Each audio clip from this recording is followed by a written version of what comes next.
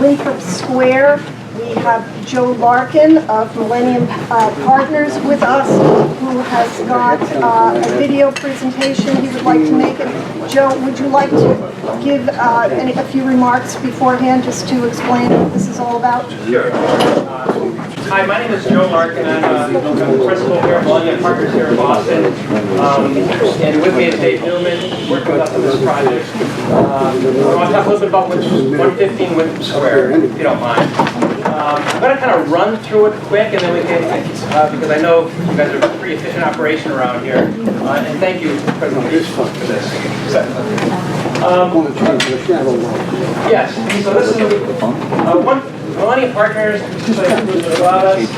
You may know some of the work that we've done in the past. We fixed up the old Ritz-Carlton here. It's now the Tide. We did the Ritz-Carlton Towers over in downtown Crossing, 1 Charles right there.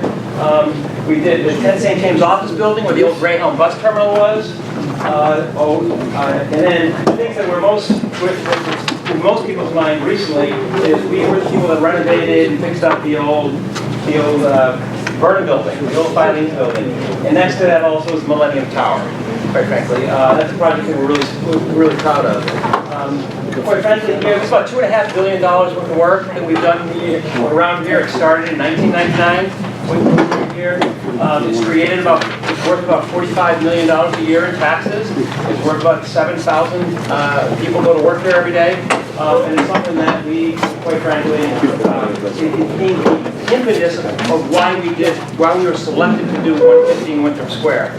Just to go back just a bit, this all started in 2008 or 2006 with Mayor Menino. We took an old parking garage in Winthrop Square. I'll show you a little bit of where that is, back in the downtown area there. And he thought that old dilapidated garage needed to do something for the city, and he decided to put it out to bid, and one developer was selected to work on that, and that guy failed. The new mayor came along under the same idea as to how to take this old dormant asset, or this old dormant garage, and do something for the citizens of Boston. They ran a 2-stage competition.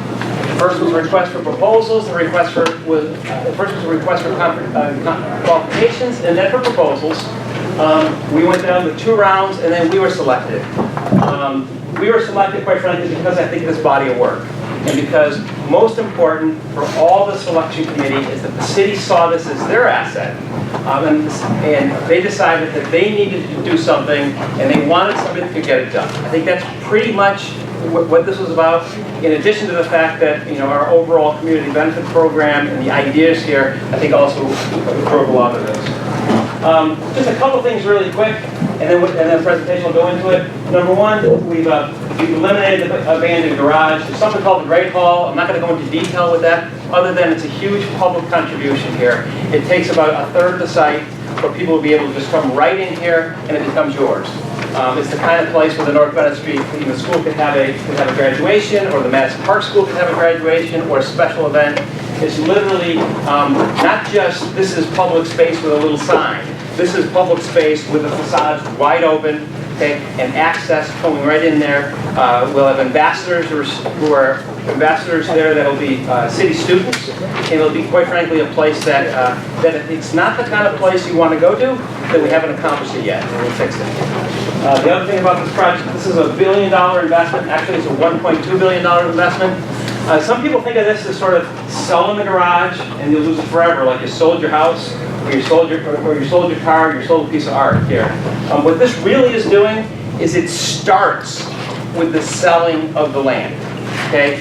And only when that land is sold, okay, then it generates this economic activity. What $1 billion means, quite frankly, for this particular project is we've done an economic analysis here pretty significantly here, and just the construction component of this is about $650 million, okay, in wages, okay, wages for the people that are going to be working here. After we get through that, then it turns into opportunities and wages for the people who are going to be working here. That's about another $700 million a year annually. It's also about $12.5 million of taxes and fees that come in here annually. And it creates opportunities, we hope. I'll skip a little bit of this stuff. A big part of this project here is where the money is we're going to be creating 100,000 square feet of affordable housing in Chinatown. The total project that I'll go through is about 1.2 million square feet. And the purchase price is $153 million. There's some discussion about what that is. I think the city is circling around how to spend that money. Initially, the first $102 million happens when we get our permits. And that money gets allocated however the city officials determine they would like to allocate it.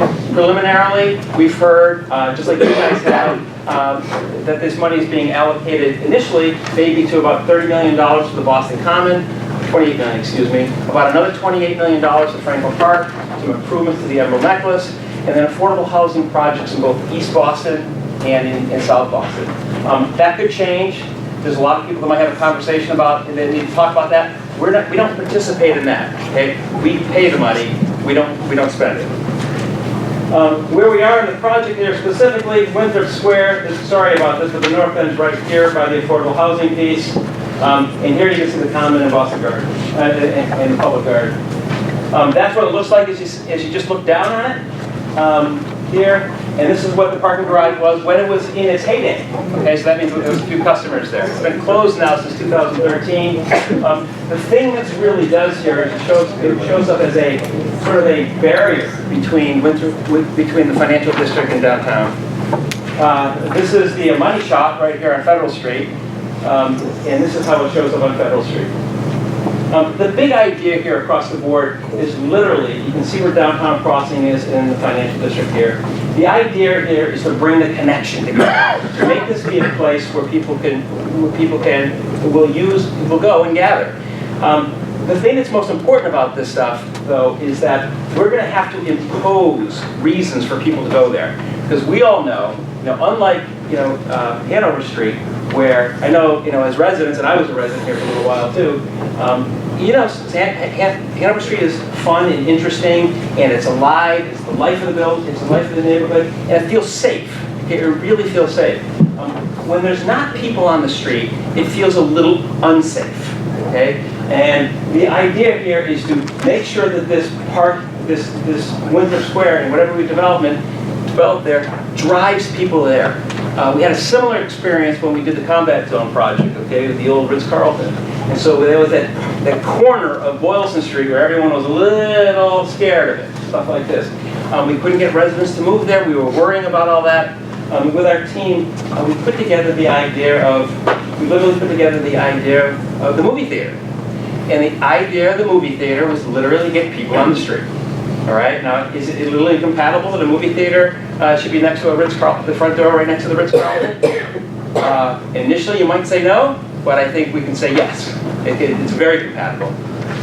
Other things we were able to do there, and we'll do in this neighborhood here too, is to push ideas around the abutters. Like, for instance, the Paramount Center. Right.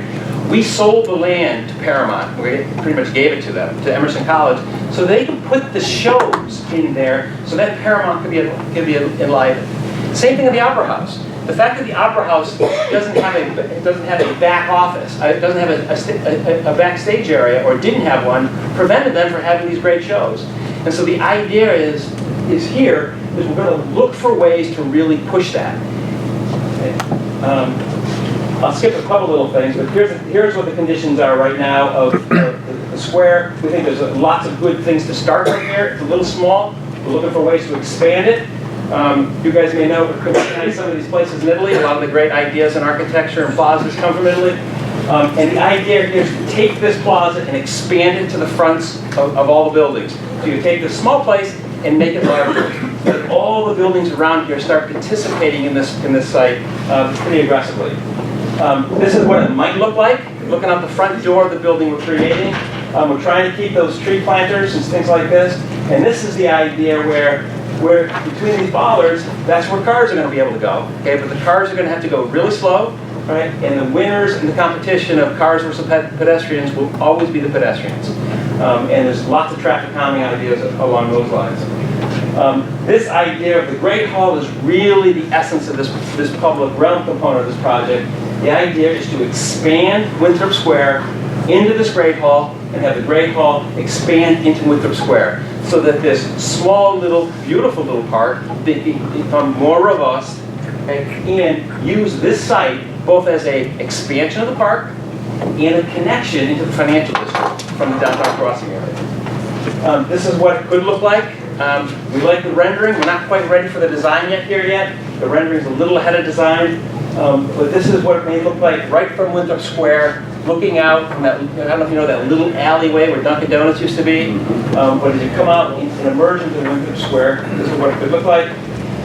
This is what the idea of the inside could be, big and robust. A place where in this floor area here, at nighttime and at evenings, we're going to turn those into special events. All right, it's going to be free to everyone, with a priority being to city folks. One big idea that we've already talked a little bit about is something like, as an idea would be, like Boston Arts Academy, for instance, when they were at the Strand Theater, and they had a couple nights at the Strand Theater where the kids really belted it out there. We think it's something like on a Thursday night before or a Wednesday night before, they have a dress rehearsal here and just take a certain portion of their presentation and really sing here like this, and use it as a fundraiser, and use it as so that other kids from other parts of the city will then come down to downtown in a way that they're quite frankly not really doing right now. Okay? Downtown is not the kind of place where other parts of the city really are enjoying the way they should. This is what it looks like on Federal Street. Just an idea of the project. The blue is the residential component. It starts at, and that's about 600,000 square feet. The lower portion there, right there, is a commercial office space. There's a lot of creative and interesting ideas there that we have to make that commercial office space state-of-the-art in a way that sort of hasn't quite existed in the commercial office space in a really long time. This is just, we call this an exploding axon because we show it because we like showing it, but it's the same thing of the building, but this is how it separates itself a little bit. This is what the office space could look like inside. One good idea here. High ceilings, and you can't quite tell from this rendering here, but one of the ways it stays innovative is that all the utilities are under the floor, so that as people change, and the ideas change, and the way they want to operate changes, either on a monthly basis or a yearly basis, this space will change with them. We're also taking a component of this space and saying, how can the downtown area be cutting edge again in the commercial office marketplace? And so what we're trying to do is we're literally taking 6,000 and 7,000 square feet of that office space on each floor, taking on the floor completely, and creating these kinds of spaces inside this place. We think it's going to be something that's going to generate companies to Boston that, quite frankly, wouldn't otherwise come. There's a whole sustainability agenda here that I won't. Not that I'd bore you with it like that, but it's something that goes into many details. The thing you need to know here is that this is going to be a LEED Platinum, which is the highest standard, okay, of energy efficiency.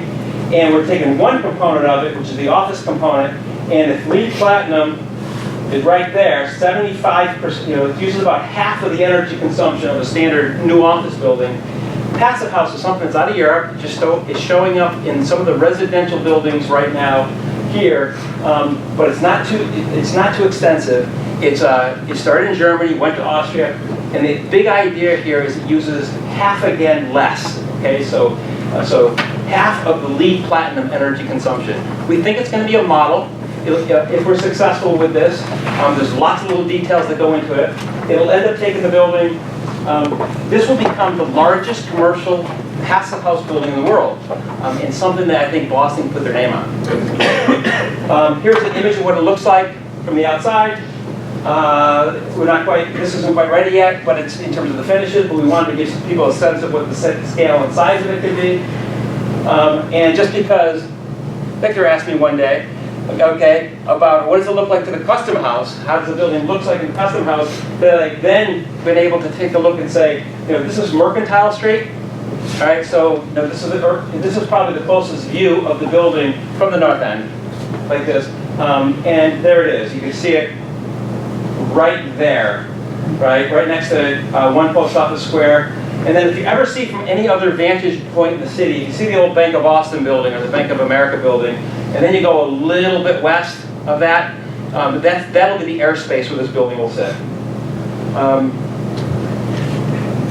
Okay, with those benefits, and this is what the controversy has been about, is that there's something called the shadow law. Okay, I know you guys have voted, you got together and you voted about how you had some real concerns about this, and I appreciate you guys, appreciate your concerns, and I appreciate you actually stepping out and actually taking an active role in making your city better. Here, in this shadow law, I just wanted to get a few facts that hope to be accurate. I mean, they're definitely accurate, but I'm going to get some facts here for you guys to fully understand it. We had to evaluate the shadow impact here of this project. And as it turns out,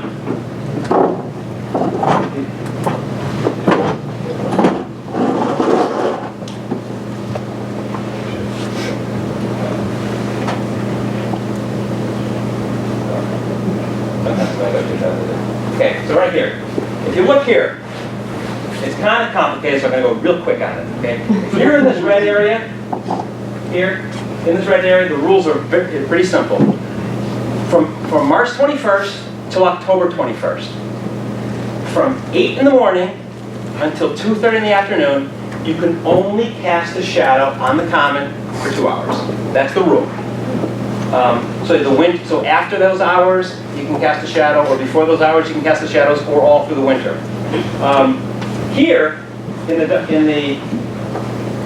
where Winthrop Square is here, right there, like this, that's 2.5 blocks further away.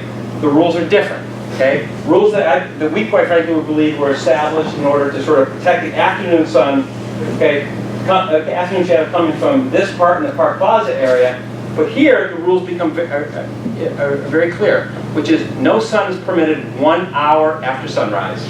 Okay, excuse me. No shadow is permitted 1 hour after sunrise or 1 hour before sunset for the entire year. On the garden. On the garden and the common. Okay. And the reason there's this big discussion here is because this building does cast the shadow, okay, in violation of that portion of the law. And so the amendment that's being considered by the city and being considered by the state, if it goes through with it, is allowing for this site-specific building to occur entirely for the benefit of the building to be sold, and those benefits to be inert through the city, and to let this project start. That's what this is all about. With that, I can tell you just a couple. I got a little video for you to show you exactly how that shadow, and it's pretty short. It tells you exactly how that shadow hits both the common and the public garden. Just give me 1 second.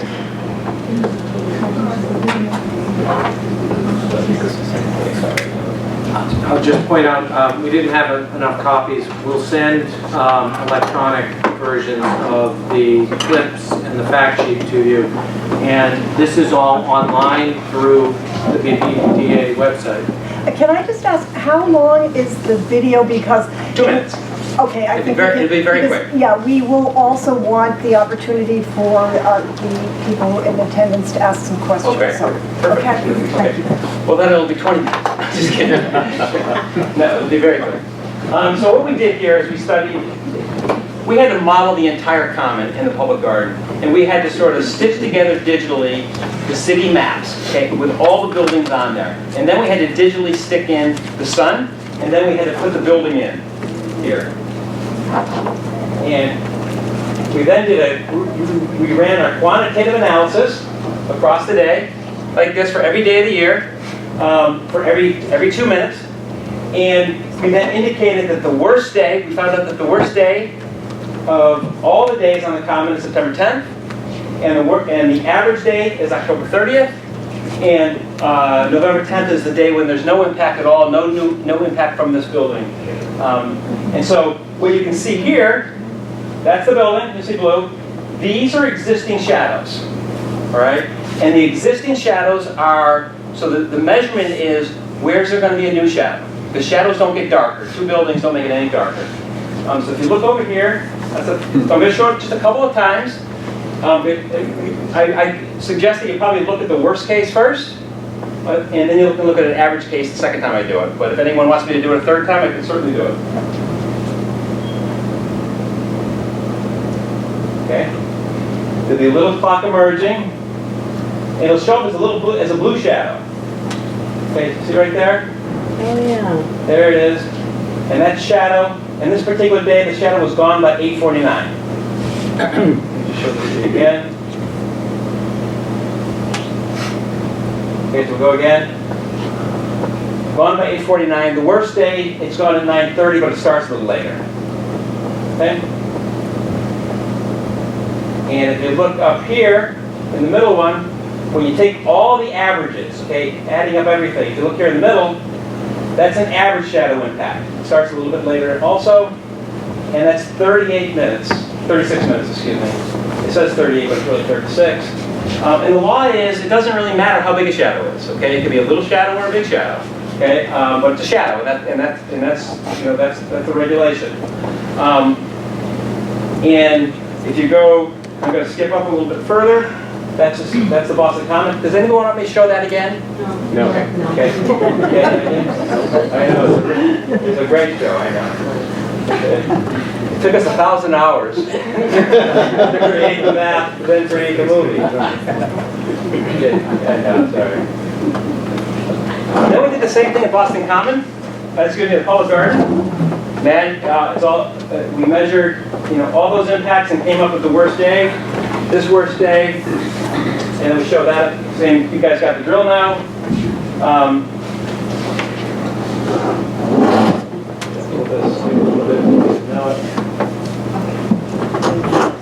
Okay, August 24th, it's 26 minutes is the worst day, starting at 7:01 and gone by 7:27. May 2nd is an average duration of 5 minutes. And so this will just go, you see it right there, gone by 7:27. Show it again. And there it goes again. And then the average, this is the average day, okay? It's a blip. So you want to make May 2nd, it's 5 minutes is your average. See right there? Oh, yeah. Okay, everybody get it? Yeah. You're going to get close? Okay. So there you go. So that's what the shadow impact is. The kind of trade that the city is considering, the people who are considering to do this, is whether or not this shadow impact is something that can be absorbed, okay, in order to withstand the benefits or to put up with the benefits that this project has. The other little piece that's gone on here, just the last piece, is that there's a trade that's been offered by the city, right? It's going to be part of the legislation if it goes forward. And that is, there's some extra leniency that's in that red zone. It's called the shadow bank. I could really confuse you on that in detail. But what I can tell you is we've measured the impact of that.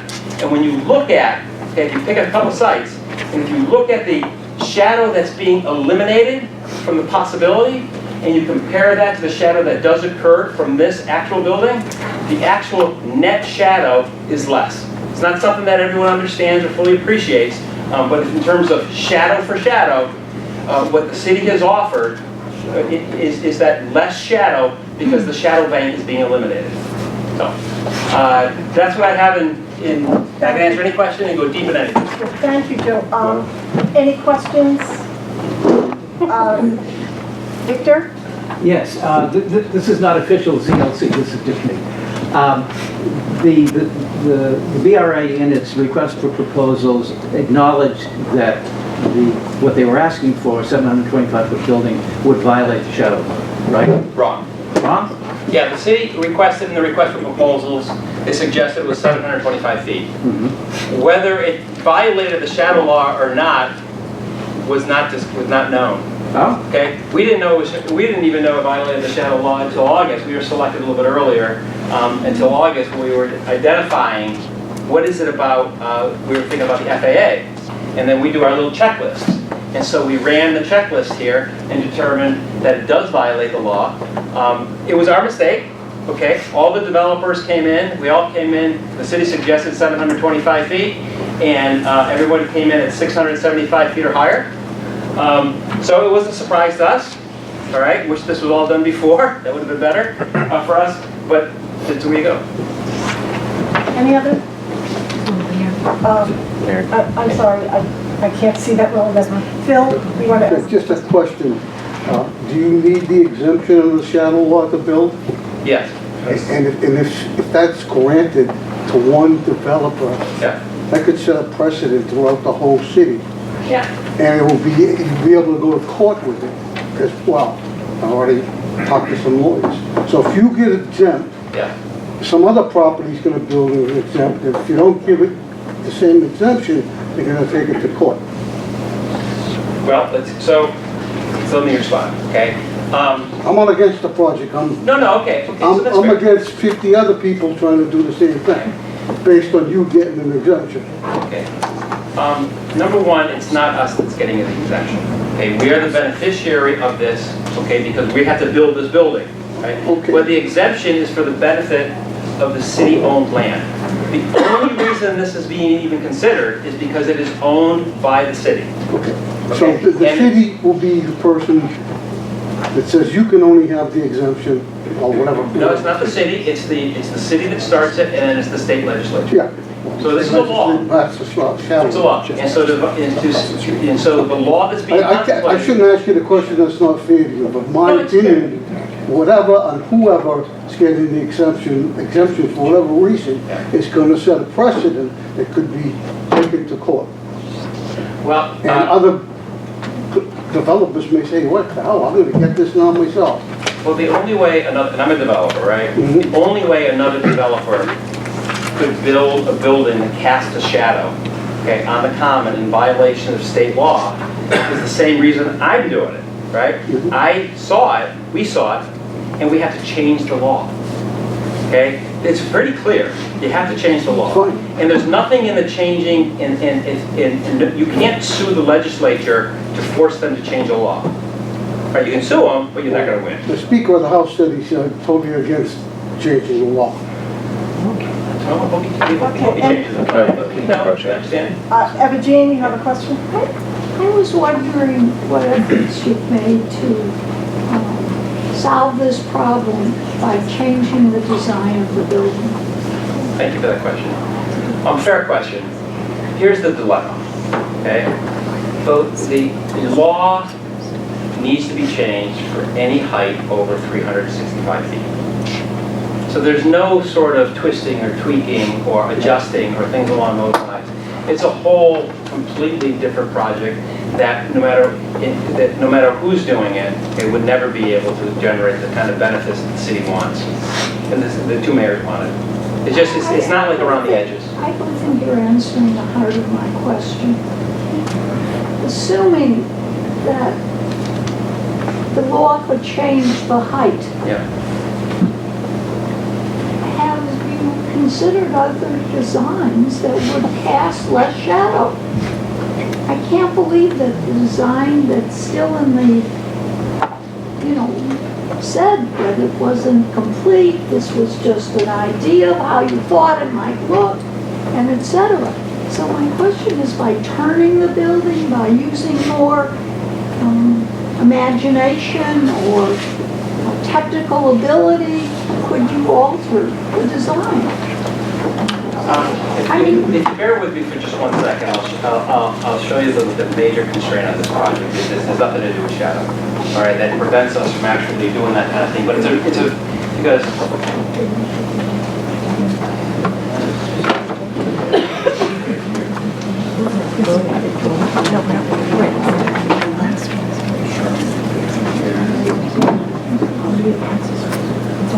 Really have way more questions. I've already been talking about it. Couldn't say it was good. here's the problem right here.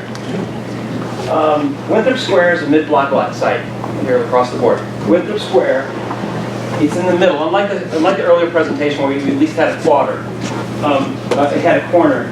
It's in the middle of lots of towers across the board. And so when you look at here, this is 75-101 Federal. It's 390 feet in the air.